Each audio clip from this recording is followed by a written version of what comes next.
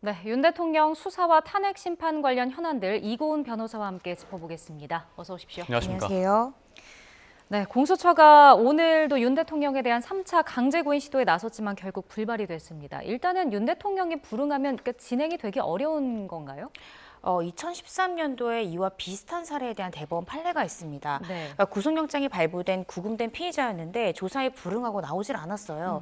이때 이제 강제로 구인을 했는데 그때 당시에 이 피의자가 이 구속영장만 발부됐을 뿐이지 구인영장의 효력이 없기 때문에 강제로 인치, 연행한 부분은 불법이다라고 주장을 했습니다. 근데 이에 대해서 대법원에서는 구속영장의 효력 안에는 이 구속 수사를 위해서 소환을 위한 강제, 이 구인에 대한 효력도 구속영장 효력 안에 포함되어 있다라고 판시한 판례가 있습니다. 네. 그래서 공수처에서는 이 판례를 근거로 해서 윤석열 대통령에 대해서 구속영장이 발부됐다는 것은 이 구속 수사를 위해서 강제로 소환, 강제로 인치할 수 있는 효력 또한 있다라고 주장하면서 구인을 시도하고 있는 건데요. 예. 그것이 법리상으로는 맞는 말입니다. 그런데 문제는 이 독방에 현재 지금 수감 중인 윤석열 대통령을 나오지 않겠다고 하는데 교도관들이 억지로 끌어낼 수는 없다는 게 문제입니다. 그러니까 강제 구인 절차에 임하겠다, 이러한 효력이 있다라고 구두로 설명을 하고 설득이 돼서 윤석열 대통령이 스스로 걸어서 나올 경우에는 구인할 수 있는 효력이 구속영장 효력 안에 있지만 강제로 억지로 방에서 끌어낼 수는 없다라는 한계점에 부딪혀서 공수처가 계속해서 지금 이 강제 구인 시도가 불발되고 있는 것으로 보여집니다. 그러니까 강제로 끌어낼 수 없고 스스로 나와야 되는 거면 계속해서 이 문제가 반복될 수 있는 것 아닌가요? 그렇습니다. 그래서 결국에는 윤석열 대통령이 스스로 나오지 않는 한 실질적으로 이 구치소에서의 방문 조사도 어렵다라고 보여집니다. 왜냐하면 어쨌든 그 구치소 안에 조사실까지는 또 걸어서 나와야 되는 부분이 있기 때문에 이분에 불응할 경우에도 현장 조사도 현실적으로 좀 어렵지 않을까라고 생각이 듭니다. 예. 그럼 현장 조사도 어렵고 강제 구인도 세 차례 지금 실패했고 윤 대통령이 공수처 조사에 응하지 않을 거라는 예상은 어느 정도 있었지만 공수처가 계속해서 실패하는 상황에서 계속 이 조사가 불발되는 어떤 이유가 따로 있는 겁니까? 제가 아까 말씀드렸듯이 강제 구인의 효력 자체는 구속영장이 가지고 있지만 결국 방에서 나오지 않는 피의자를 교도관들이 억지로 어떤 물리력을 사용해서 끌어낼 수 없다라는 한계점에 부딪힌 것으로 보여집니다. 그래서 공수처 검사와 수사관이 여러 명이 이제 함께 그 현장에 갔지만 결국에는 방에서 교도관을 통해서 나와야 되는데 네. 이 부분이 이루어지지 않다 보니까 계속 불발될 것으로 보여지고요. 앞으로도 윤석열 대통령은 계속 공수처 조사에는 응하지 않겠다라고 밝힌 만큼 향후에도 몇 차 시도한다 하더라도 저는 실패할 가능성이 높지 않을까라고 조심스럽게 추측을 해봅니다. 네, 사실 어제 공수처가 구치소에서 강제 구인, 대면 조사 시도하려고 했지만 윤 대통령이 그 병원으로 가는 바람에 좀 늦게 9시 넘어서 도착을 했었잖아요. 사실 공수처가 이 피의자 동선을 미리 확보하지 못했다 이런 비판도 나오거든요. 윤 대통령의 동선을 미리 알 수는 없었던 건가요? 구치소에 연락해 보면 알 수 있었을 것이라 보여집니다. 왜냐하면 윤 대통령이 법무부의 허가도 받아야 되지만 예. 현재 본인의 신병을 관리하는 곳은 구치소입니다. 구치소의 교도관의 개호를 받고 있는 것인데 당연히 법무부의 허가와 동시에 구치소장의 허가가 있어야 됩니다. 네. 그렇기 때문에 공수처 검사들이 출발하기 전에 구치소에 연락을 해서 윤 대통령의 일정이 어떻게 되는지를 한 번이라도 확인했다면 아마 출발 전에 이런 부분에 대해서 논의를 하고 바로 구치소로 가는 것이 아니라 헌재로 갔었다라고 하면 저는 집행에 성공할 수 있을 가능성도 있었다고 생각이 듭니다. 실제로 저도 검사로 재직하면서 네. 계속해서 체포에 응하지 않는 이 피의자가 다른 별건으로 재판받는 것이 확인되면 그 재판 일정에 맞춰서 검찰 수사관을 준비시켜서 그 재판정에서 바로 영장을 집행하기도 합니다. 그래서 저는 차라리 어제 미리 동선을 확인했다면 구치소가 아니라 바로 곧장 헌재에서 대기를 하고 그 재판이 끝날 때까지 기다렸다가 영장을 집행했다면 그렇다라고 한다면 성공할 가능성이 있지 않았을까.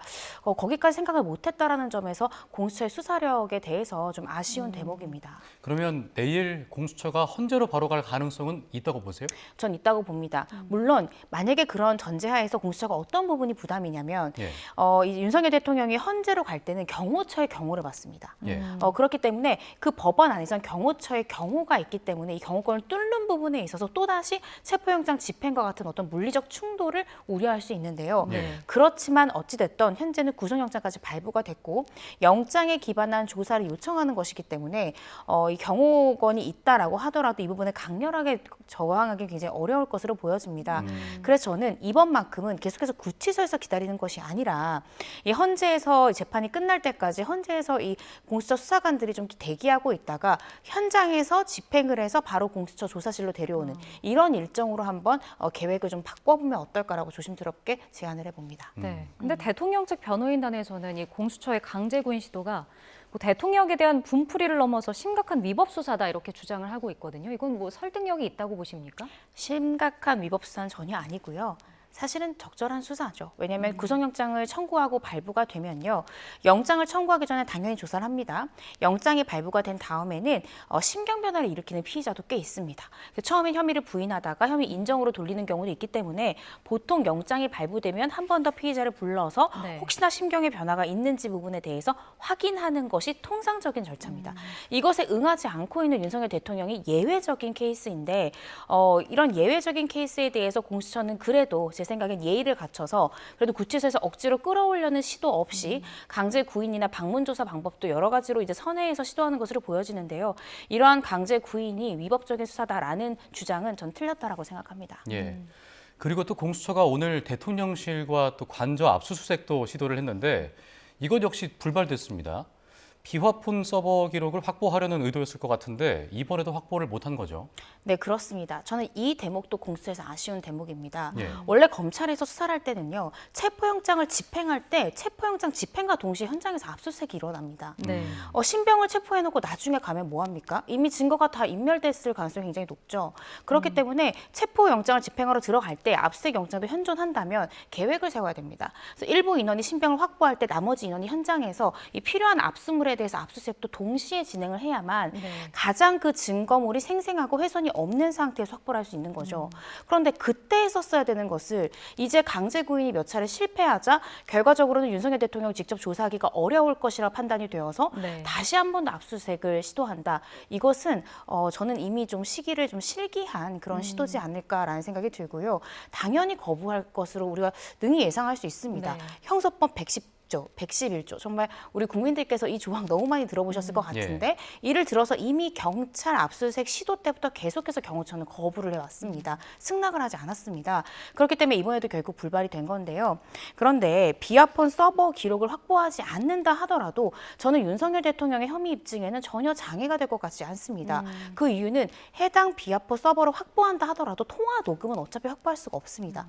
그 비화폰이 녹음되지 않거든요. 그렇다라고 한다면 그 서버로 확인할 수 있는 것은 윤석열 대통령이 해당 이 비화폰으로 통화한 내용만 확인할 수 있는 건데 과연 그 내용도 확인되지 않고 내용만으로 통화를 언제 했다, 수신이 언제고 발신이 언제다 이것만으로 어떤 결정적 증거가 되기는 어려울 것 같고요. 네. 오히려 그 비화폰으로 윤석열 대통령으로부터 지시를 받았습니다라고 수많은 전 사령관들과 조지호 경찰청장이 이야기하고 있지 않습니까? 이 관련자 진술만으로도 윤석열 대통령 혐의 입증은 그렇게 어렵지 않을 것으로 저는 생각이 듭니다. 네.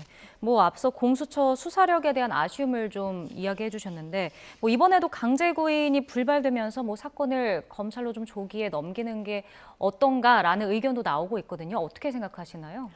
저는 이제는 검찰로 좀 넘겨야 되는 시기가 아닌가 싶습니다. 왜냐하면 공수처라는 기관은 현재 윤석열 대통령에 대해서 특히 내란죄 부분에 대해서 기소권이 없습니다. 네. 기소권이 없기 때문에 공수처로서는 최대의 목표치가 이 사건에 대한 구속영장 발부까지가 목표였거든요. 예. 목표는 성공을 했습니다. 그렇다라고 한다면 기소권을 쥐고 있는 검찰로 공이 넘어간 겁니다. 이제는 검찰에게 사건을 넘겨서 그간 공수처에서 열심히 구속영장을 발부받고 수사한 기록들을 잘 정리해서 모든 이 사실들이 공소장에 충실히 담기도록 검찰이 노력할 수 있는 시간을 충분히 확보해 주는 것. 그것이 현재 공수처가 선택할 수 있는 현명한 안이지 않을까 싶습니다. 예. 그리고 현재 공수처와 검찰 간의 윤 대통령 구속기한 만료를 두고 지금 입장이 좀 다른 것 같은데요. 검찰은 1월 15일 날 체포를 했고 10일이 지난 1월 24일에 이제 검찰로 사건을 이첩해야 된다 이렇게 주장을 하고 있고 공수처는 12일에다가 체포적부심과 영장실질심사 4일 정도를 더해서 1월 28일에 사건을 이첩하겠다. 그리고 법원의 허가를 받으면 2월 7일까지 연장할 수 있다. 이렇게 주장을 하고 있는데 이걸 어떻게 봐야 됩니까? 지금 이 구속기간의 계산법 자체가 다른 겁니다. 예. 아마 일반 국민들께서 사실 로스쿨생도 아닌데 이걸 일일이 계산해야 된다라는 것이 어려우실 수는 있는데요. 예. 이렇게 이해하시면 될 것 같습니다. 윤석열 대통령이 체포영장 발부되고 나서 이 체포가 부당하다라면서 체포 적부심 청구했습니다. 그 체포 적부심을 청구하자 그 해당 기록을 공수처에서 법원으로 접수를 시켰고 그런 다음에 적법하다라는 없다라는 결론이 나와서 그 기록을 다시 법원이 공수처로 반환했습니다. 이때 걸린 시간이 10시간입니다. 예. 10시간이 빠지게 되는 거고요. 또 언제 부분이 불산입되냐? 구속영장을 공수처에서 청구를 했죠. 그런 다음에 구속영장이 발부될 때까지 33시간이 걸렸습니다. 네. 그렇기 때문에 이 33시간도 이 구속기간 10일에서 빠지게 되는 겁니다. 그런데 이 계산에 있어서 검찰은 33시간, 즉 하루하고 반 이것만 빠지는 거다라고 주장을 하고 있는 것이고 공수처에서는 날로 계산해야 되기 때문에 시간으로는 33시간이지만 하루, 이틀, 3일, 3일이 걸렸기 때문에 3일을 다 제해야 된다. 그래서 체포접부심 하루, 또 구속영장 발부까지 걸린 시간 3일에서 총 4일이 더 연장되는 것이다라는 지금 계산법이 다른 겁니다. 네. 그런데 검찰에서는 항상 저 또한 이제 검사로 재직할 때도 이러한 이 신병이 달린 것은 보수적으로 계산을 해야 됩니다. 이 피의자에게 유리하게 해석된다라는 것이 법원 실무례기도 하거든요. 네. 그래서 물론 공수처의 계산법이 틀렸다라기보다는 그렇게 최대치로 볼 수도 있지만 네. 지금 검찰에서 보고 있는 논리도 틀리지 않았거든요. 그래서 조금 더 보수적으로 생각을 해서 만약에 이 기간이 틀려서 윤석열 대통령이 갑자기 구금 상태에서 석방된다라고 하면 정말 앞으로의 수사가 난항을 겪을 수 있습니다. 그래서 좀 더 보수적으로 계산한 이 검찰의 논리에 맞춰서 좀 구속기간을 안전하게 남긴 상태에서 기소를 하는 것이 더 좋을 것 같고요. 네. 두 번째는 지금 공수처는 계속해서 이 구속영장이 10일이 있지만 또 한 번 더 연장하면 10일이 있다라고 주장하지 않습니까? 그렇지만 연장이 불어대는 경우도 있습니다. 저도 검찰에서 수사를 할 때 계속해서 이렇게 피해자가 진술을 거부할 경우에는 이 법원에서 판단할 때 구속기간 연장해 주더라도 피의자의 조사가 불가능하다고 판단할 시에는 네. 연장 신청을 기각하는 경우도 있습니다. 만약에 기각이 된다라고 하면 검찰에서는 한 번도 조사 소환조차 못한 상황에서 기소를 해버려야 되는 그런 상황이 올 수 있어서 그래서 검찰에서는 1차 구속기한도 좀 보수적으로 해석을 하고 또 1차 구속기한이 어느 정도 남은 상태에서 우리한테 사건을 달라라고 지금 요청을 하고 있는 것입니다. 네, 그러니까 기한을 보수적으로 계산해야 되는 게 구속 기한을 잘못 계산하면은 윤석열 대통령이 석방이 될 수 있기 때문에라는 거죠. 맞습니다. 네, 그렇게 되면 문제가 커질 수 있고요. 국민들의 비판을 면하기 어려울 것입니다. 그리고 지금 어떻게 생각하면 윤석열 대통령 가장 정점, 우두머리 혐의를 받는데 우두머리만 불구속 상태가 되고 나머지 밑에 있는 합범들만 구속수사를 받는, 구속 기소되는 그런 좀 불합리한 결과를 낳을 수 있기 때문에 최대한 좀 안전하고 보수적으로 하는 것이 저는 옳다라고 생각을 합니다. 예. 네. 그러면 공수처가 검찰의 사건을 이첩하더라도 윤 대통령이 검찰에는 조사에 응할지에 대해서 또 의문이 남는데 이 부분은 어떻게 보세요? 저도 이 부분은 참 어떻게 될지 예측하기가 어려운데요. 네. 왜냐하면 윤석열 대통령께서 이 공수처의 수사에 불응했던 사유 자체가 공수권은 수사권이 없는 기관이다. 공수처가 수사할 권한이 없는 이 불법한 수사를 하는 것이기 때문에 나는 응할 수 없다라고 했습니다. 그런데 그 논리는 검찰도 동일합니다. 내란죄에 대한 수사권을 가진 것은 유일한 이 경찰이라는 기관만 가지고 있기 때문에 검찰도 내란죄를 수사할 수 있는 권한이 없습니다. 따라서 그간 윤 대통령이 견지했던 이 태도를 계속해서 견지한다면 검찰 수사에도 불응해야겠죠. 네. 그런데 이 윤석열 대통령은 26년간 검사로 재직했고요. 가장 신뢰하는 기관으로 검찰을 뽑지 않을까 싶고요. 또 검찰총장으로서도 본인은 검사와 검찰을 사랑하는 사람이다라고 이야기하기도 했습니다. 어쩌면 본인에게 친정과 같은 이 검찰의 소환에는 한 차례 정도는 이런 애정과 또 검찰에서는 나의 억울함을 좀 풀어주겠지라는 일말의 기대로 한 차례 정도는 출석에 응할 가능성도 있어 보여서요. 이 부분은 조금 더 지켜봐야 될 것 같습니다. 네. 뭐 일단 지금까지는 공수처 수사에 불응을 하고 있지만 어제 윤 대통령이 또 헌재 탄핵 심판에 출석해서 입장을 밝혔습니다. 근데 계엄 해제 결의를 위해서 국회에 모인 의원들을 끌어내라고 지시한 적이 있냐라고 물었더니 없다고 대답을 했거든요. 근데 오늘도 곽종근 전 육군 특수전 사령관이 뭐 지시를 받았다 이렇게 말을 했어요. 계속해서 배치되고 있는 상황인데요.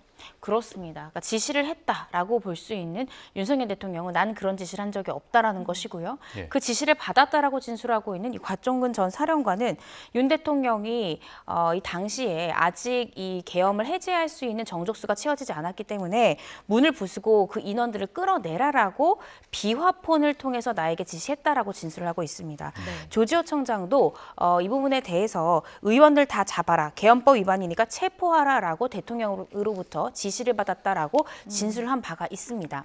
자, 상식적으로 나의 상사가 지시하지도 않았는데 나에게 전혀 이익되는 행동도 아닌 행동을 할 이유가 저는 전혀 없다라는 생각이 듭니다. 그래서 이 부분에 대해서는 앞으로 지금 이 두 인물 다 이 헌재의 증인으로 신문이 예정되어 있는데요. 과연 어떤 누구의 말이 맞을지를 한번 명명백백 밝혀볼 것인데 정말로 상식적으로 생각해 본다 하더라도 이 두 사람이 구태여 거짓말로 이러한 진술을 할 가능성이 없다. 굉장히 낮다라는 생각이 들기 때문에 저는 이 지시를 받았다라는 이 곽정근 전 사령관이나 조지호 청장의 이야기가 조금 더 신뢰성이 있다라고 느껴지긴 합니다. 근데 이 부분은 아마 윤 대통령도 함께 참여한 상황에서 아마 헌재에서 증인신문이 이루어질 것 같은데요. 이때 윤 대통령의 주장점과 또 이 증인들의 아마 증언이 배치되는 부분이 많을 겁니다. 어떻게 서로를 탄핵시킬지 이 부분을 잘 한번 지켜봐야 될 것 같습니다. 지금 말씀하신 부분이 국회 측에서 헌재에 요청을 했잖아요. 증인과 대통령을 분리해서 조사를 받게 해달라라고 요청을 했는데 그러면 그것도 기각될 거라고 보십니까? 저는 이 부분은 사실은 받아들여져야 한다고 생각합니다. 왜냐하면 물론 윤석열 대통령이 현재 재판에서 얘기를 한 것이 나는 직무가 정지된 대통령이지 않냐. 마치 식물 대통령처럼 직무가 정지됐기 때문에 제가 어떤 영향력을 끼치거나 그런 사람은 아닙니다. 라고 직접 발언했습니다. 그렇지만 아직까지는 현직 대통령입니다. 그렇기 때문에 어떻게 생각하면 우리나라 권력의 가장 정점에 있는 인물이 내 바로 앞에 있는 상황에서 그 사람에게 대단히 불리할 수 있는 증언을 그 밑에 부하 직원이 한다? 이것은 쉽지 않습니다. 그래서 어떤 차폐 시설을 마련한다든지 아니면 분리된 방으로 가서 이 헤드폰으로 증인신문 내용을 들을 수 있습니다. 그렇게 증인신문이 끝난 후에는 본인이 궁금한 부분에 대해서 또 본인 변호인을 통해서 증인에게 직접 물을 수도 있습니다. 그런 방향으로 하는 것이 오염되지 않고 또 진실에 반하지 않는 가장 깨끗한 증언을 얻을 수 있는 방법이지 않을까 싶습니다. 예. 그러면 그 결정을 헌재가 언제쯤 내릴까요? 저는 내일 브리핑을 통해서 밝힐 것이라고 보여지는데요. 그 이유는 내일부터 이제 증인신문이 시작되기 때문입니다. 그래서 김용현 전 장관에 대한 증인신문 대단히 중요하지 않습니까? 이 포고령에 대한 부분도 그렇고요. 이 비상입법기구에 대한 쪽지 부분도 그렇습니다. 그래서 이 중요 증인신문을 앞두고 매일 이제 오전에 헌재에서 브리핑을 하고 있기 때문에 그 브리핑 과정 중에 증인신문 방법을 어떻게 하겠다라는 그런 안내를 하지 않을까 싶습니다. 만약에 분리 조치가 된다면 이후 뭐 절차는 어떻게 진행이 되는 걸까요? 여러 가지 방법이 있을 수 있는데요. 제가 아까 설명드렸듯이 예를 들어 윤석열 대통령이 앉아 있으면 차폐막, 가림막을 설치를 해서 증인과 이 윤석열 대통령의 시선 교환을 차단시킬 수 있습니다. 그럼 이제 증인은 윤석열 대통령의 눈이나 모습이 보이지 않기 때문에 좀 편안하게 진술할 수도 있고요. 그렇게 할 수도 있고 아니면 아예 분리된 방에 윤석열 대통령이 들어가 있고 헤드폰이 하는 건가요, 맞습니다. 이 퇴정을 해서 그 안에 있는 이제 증언 내용은 헤드폰을 통해서 모두 들을 수 있습니다. 그런 식의 방법으로 택할 수 있어서 내일 헌재 아마 재판관들이 어떤 방법을 할지에 대해서 결정을 내릴 것 같습니다. 김용현 국방부 장관, 전 국방부 장관이 내일 헌재 심판에 이제 증인으로 출석을 하는데 윤 대통령 측에서는 이 포고령 1호에 대해서 집행할 의사가 없었다라고 앞서 저희가 계속 이야기를 나누고 있는데 포고령 작성도 김용현 전 국방부 장관이 했다고 강조를 했습니다. 김 전 장관이 내일 출석을 해서 어떤 발언을 할 거라고 보세요? 저도 참 이 부분이 어떻게 답할까가 저도 굉장히 궁금한데요. 그 이유는 포고령 부분에 대해서는 솔직히 이 두 사람의 진술이 엇갈렸습니다. 윤석열 대통령은 이 김용현 전 장관이 작성을 했는데 잘못 뺏겼다. 근데 내가 이거에 대해서 꼼꼼히 살피지는 못했던 과오가 있었다라고 진술을 했고 이 부분에 대해서 이 김용현 전 장관 측은 내가 작성은 했지만 대통령께서 모두 검토했다. 그러니까 문제가 없는 포고령이었다. 이 대통령 검토 끝에 나간 거다라는 진술이거든요. 이 두 사람의 진술이 어느 정도 좀 비슷한 부분, 작성 자체는 김용현 전 장관이 했다라는 거는 이제 양자가 비슷한데 과연 검토를 철저히 했는가 아닌가에 대한 진술은 엇갈립니다. 그래서 이 부분에 대해서 김용현 전 장관이 아직 진술을 바꾼다던가 하는 부분이 없기 때문에 저는 내일은 이 부분에 대해서는 솔직히 이야기를 할 것 같고요. 그 비상 입법기구 쪽지를 작성하고 건네준 사람이 누군가 이 부분에 대해서는 이제 오늘 윤석열 대통령도 입장을 얘기를 했고 어제죠. 그리고 또 어제 김용현 전 장관도 윤석열 대통령 말이 맞다라는 취지로 같은 결로 대답을 했습니다. 이 부분에 대한 직접 증언도 내일 나올 것으로 보여집니다. 근데 이제 검찰이 김 전 장관을 조사하면서 이 포고령 1호를 작성했던 노트북을 없애라고 시켰다는 취지의 진술을 확보했다 이렇게 전해지고 있거든요. 만약에 뭐 노트북이나 휴대전화가 파기됐다면 이 작성 주체를 밝히기가 어려운 상황이 되는 건가요? 작성 주체를 확인키 어렵게 하려고 하는 거겠죠. 그렇지만 김용현 전 장관도 자신이 1차적으로 작성한 건 맞다라고 이야기했기 때문에 네. 설사 노트북이나 뭐 휴대전화 이런 것들이 나오지 않는다 하더라도 큰 문제는 될 것 같지 않습니다. 그리고 계속 작성자에 우리가 집중을 하는데 네. 사실 윤석열 대통령의 이 내란 수계 내지는 이 헌재에서 윤석열 대통령의 행위가 헌법에 위배되는 행위인가를 판단할 때 작성자가 누군지는 중요치 않습니다. 왜냐하면 작성자가 전 장관이든 행정관이든 아니면 일개 직원이든 결국엔 윤석열 대통령이 그걸 받아들여서 대국민을 대상으로 생중계로 선포하지 않았습니까? 네. 그렇기 때문에 그 최종적 책임은 대통령이 진다라는 것은 변함없는 사실입니다. 그렇기 때문에 그거에 대해서 내가 제대로 살피지 못했다, 몇몇 조항에 대해서는 잘못 베꼈는데 내가 과오로 체크하지 못했다라는 진술은 양형 참작 사유에 불과할 뿐이지 네. 형사재판에 있어서 윤석열 대통령의 혐의에 유무죄를 가를 만한 진술은 전혀 아닙니다. 즉, 이 포고령 작성자가 제3자라 할지라도 여전히 포고령 선포한 사람은 윤석열 대통령이기 때문에 이 혐의에 대한 이 유무죄 입증이나 이 혐의에 대한 큰 영향은 없을 것이다라는 것이 제 의견입니다. 예. 뭐 이런 가운데 내일 김용현 전 국방부 장관을 시작으로 이제 다음 달 초에 계속해서 증인들이 출석을 합니다. 증인 신문이 잇따라 진행될 때 윤 대통령 측에서 주장한 것과 좀 다른 변론이 나올 가능성도 있습니까? 그렇죠. 왜냐하면 사실은 윤석열 대통령 측에서 이제 신청했던 증인 중에 김용현 전 장관만 채택이 되었고요. 예. 나머지 뭐 이상민 전 장관이랄지 뭐 이런 인물들은 이제 2차로 신청했던 증인 중에 일부가 채택되지 않았습니까? 예. 대부분은 국회 측이 신청한 증인들이 대부분이고요. 네. 국회 측이 신청한 증인들은 대부분 윤석열 대통령의 진술 내용과는 좀 배치되는, 즉 윤석열 대통령에게는 불리한 진술을 한 인물들입니다. 현재 지금 보시는 것과 같이 이 곽종근 전 사령관 같은 경우에도 직접적으로 이 국회에서 이 계엄 해제 결의를 할 때 국회의원들을 끌어내라라는 지시를 직접적으로 받았다라고 진술하기도 했고요. 네. 여러 가지 윤 대통령의 주장점과는 굉장히 다른 내용들을 진술한 인물들이기 때문에 앞으로 펼쳐진 증인신문의 대다수는 윤석열 대통령 측, 즉 피청구인 측의 진술과는 배치되는 주장을 하는 증언들이 많이 나올 것이다라고 예상이 됩니다. 네. 그리고 어제도 윤 대통령 측이 이제 헌재에서도 부정선거 의혹의 가능성 계속 열어뒀었는데 이와 관련해서 증인을 좀 추가로 불러달라고 헌재에 신청을 한 상태입니다. 이 부분은 헌재가 받아들일 것으로 보시나요? 지금 헌재에는 24명의 증인을 추가로 신청했습니다. 네. 그중에 헌재에서는 2명만 증인으로 채택했고요. 나머지 22명에 대해서는 아직 어떠한 의견을 밝히지 않았습니다. 그런데 헌재에서는 이번 윤석열 대통령에 대한 탄핵 심판을 시작할 때 무엇보다 중요한 사건이기 때문에 무엇보다 신속하게 처리하겠다라고 헌재에서 이야기를 했고요. 그것 때문에 변론 기일도 사전에 다 지정을 하고 네. 최대한 지정된 기일 안에서 끝내고자 재판관들이 굉장히 노력하고 있습니다. 따라서 신청을 할 수 있는 것은 자유지만 채택할지 여부는 재판관의 판단이기 때문에 지금 2명 외에는 지금 현재 상황에서는 그다지 증인 신문이 필요 없다라고 판단한 것이거든요. 그래서 추가로 채택한다 하더라도 굉장히 소수가 되지 않을까 싶고요. 지금 채택되지 않은 인원 중에는 제가 눈여겨보는 것은 최상목 권한대행이 있습니다. 네. 지금 헌재 재판관께서 윤석열 대통령이 어제 직접 이제 출석을 했을 때 2가지 질문을 했고요. 2가지 질문 중에 하나가 바로 이 최상목 권한대행에게 이 비상입법기구에 대한 쪽지를 준 적이 있냐라는 질문이었습니다. 네. 이 부분에 대해서 직접적으로 진술할 수 있는 게 바로 최상목 권한대행이기 때문에 또 이 대행에 대해서도 윤석열 대통령이 이 추가로 증인 신청한 24명 중에 1명입니다. 그래서 이 부분은 일단은 김용현 전 장관 진술을 들어보고 그 다음에 추가로 채택 여부를 결정하지 않을까 싶습니다. 예. 그리고 또 어제 문영배 헌재 소장 권한대행이 윤 대통령에게 직접 질문한 것들이 2가지였는데 네. 첫 번째가 비상입법기구와 관련한 그 쪽지를 기재부 장관에게 준 게 사실이냐. 네. 두 번째는 국회에 모인 의원들을 끌어내라는 지시를 내린 게 사실이었냐. 이 2가지였잖아요. 이 부분들이 탄핵 심판의 주요 쟁점이라고 봐도 되는 건가요? 주요 쟁점이고 핵심이죠. 그런데 우리가 여기서 분명히 알 수 있는 것은 구속영장 실질심사 때도 차은경 부장판사가 딱 한 가지를 윤석열 대통령이 직접 물었습니다. 예. 그것이 바로 비상입법기구에 대한 질문이었습니다. 그런데 헌재 재판관도 그 딱 2가지만 질문했는데 그중에 한 가지가 바로 비상입법기구에 대한 질문을 하고 있습니다. 이 네. 말은 형사재판과 헌법재판이 결국 쟁점이 동일하다. 이것이 핵심 쟁점이다라는 것을 우리가 알 수 있는 것이죠.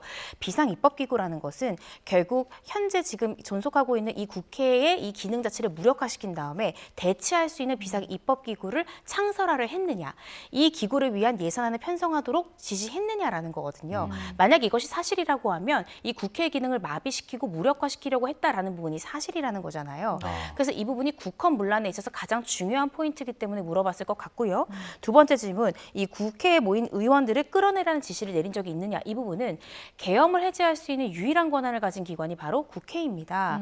그렇기 때문에 계엄을 해제할 수 있는 이 유일한 권한을 가진 국회를 이 결사를 이제 막고 해제를 막기, 방해하기 위해서 무력까지 사용해서 끌어내라고 지시했다라고 한다면 그렇다라고 한다면 비상계엄의 취지에도 맞지 않거든요. 네. 비상계엄 선포가 됐을 때도 입법권만큼은 국회 활동만큼 보장해야 되기 때문에 이 헌법상의 이 부분에 대해서 위배되는 이 부분이 있기 때문에 이건 굉장히 중요한 쟁점이고요. 그래서 직접 윤 대통령에게 헌법재판관이 물어봤던 것 같습니다. 네. 네. 마지막으로 하나 좀 짧게 여쭤보면 어제 사실 윤석열 대통령이 건강 이상을 얘기하면서 병원에 갔었잖아요. 이런 게 이 탄핵 심판 일단 변론기일이 2월 13일까지로 잡혀 있는데 좀 변수가 될 수 있을 것으로 보시나요? 저는 어제 윤석열 대통령이 병원에 간 부분이 굉장히 예외적이라고 생각이 듭니다. 그리고 왜 윤석열 대통령에게는 예외가 인정되어야 하는지 저는 법조인으로서 굉장히 회의감이 드는 부분이고요. 물론 건강상의 어떤 이유라고는 했지만 불과 30분 전까지 헌재에서 직접 출석해서 발언도 했고 또 본인의 이 변호인이 실수를 하게 되면 툭툭 치면서 본인이 대신 답변하기까지 했습니다. 네. 그렇다라고 한다면 지금 당장 어떤 구속 수사나 헌재 심리를 받지 못할 만큼의 상태는 아니라고 보여지기 때문에 건강 상태가 어떤 헌재 심리에 영향을 줄 것으로는 보여지지가 않습니다. 알겠습니다. 오늘 말씀 여기까지 듣겠습니다. 지금까지 이고은 변호사와 함께했습니다. 고맙습니다. 고맙습니다. 감사합니다.